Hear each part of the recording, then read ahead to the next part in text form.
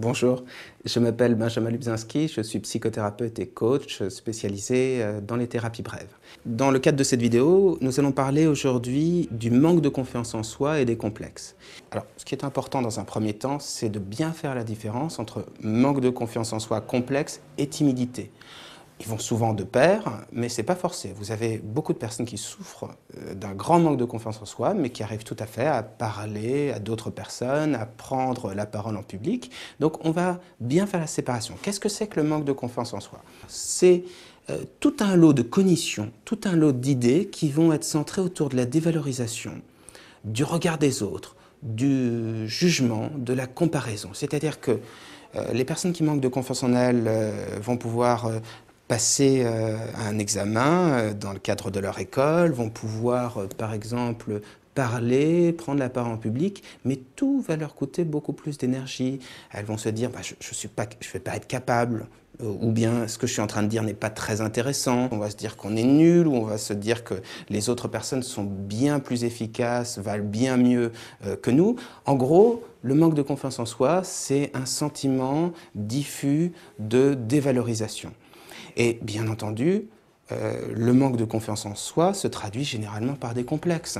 Alors on va pouvoir complexer sur des choses tout à fait objectives, c'est-à-dire par exemple si on a un nez qui est un peu trop grand, qui n'est pas très joli, ou bien sur une surcharge pondérale, ou bien, enfin bref.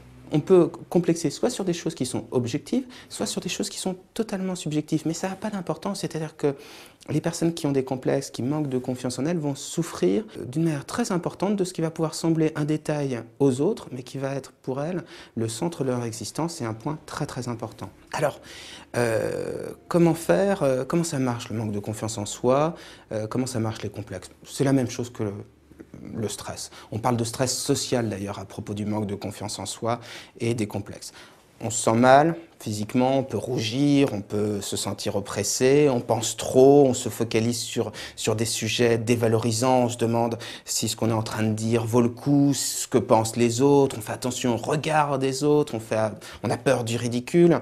Toutes ces choses qui trahissent un manque de confiance en soi et qui font que finalement, les personnes qui ont un manque de confiance en elles arrivent dans leur vie à progresser, mais tout coûte beaucoup plus d'énergie, tout est fatigant, c'est fatigant de trop penser.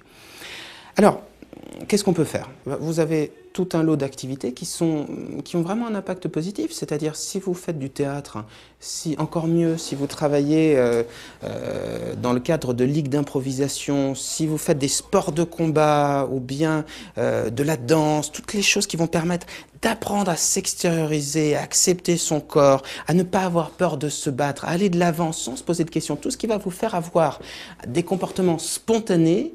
Toutes ces choses-là vont avoir un impact très positif sur le traitement de la confiance en soi et des complexes.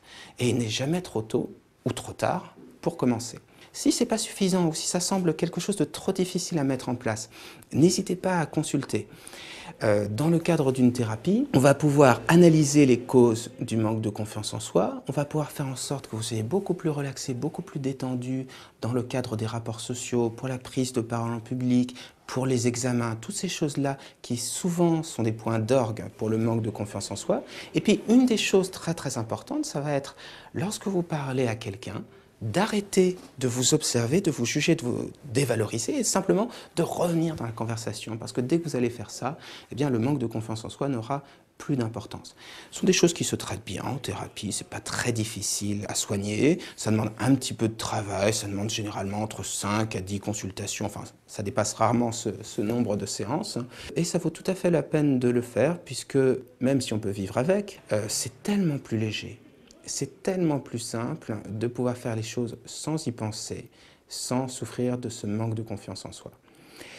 Si vous souhaitez avoir plus d'informations, bien comprendre le mécanisme du manque de confiance en soi, vous aurez un article beaucoup plus détaillé sur le sujet sur le site psy-coach.fr. Également, vous aurez la liste des thérapies qui sont efficaces pour ce genre de sujet. Vous trouverez également des spécialistes de ce sujet avec qui vous pourrez consulter. Puis, si vous souhaitez nous contacter, entamer une thérapie, vous pouvez nous joindre au 01 42 26 40 27. D'ici là, je vous souhaite une très très bonne journée, une bonne continuation.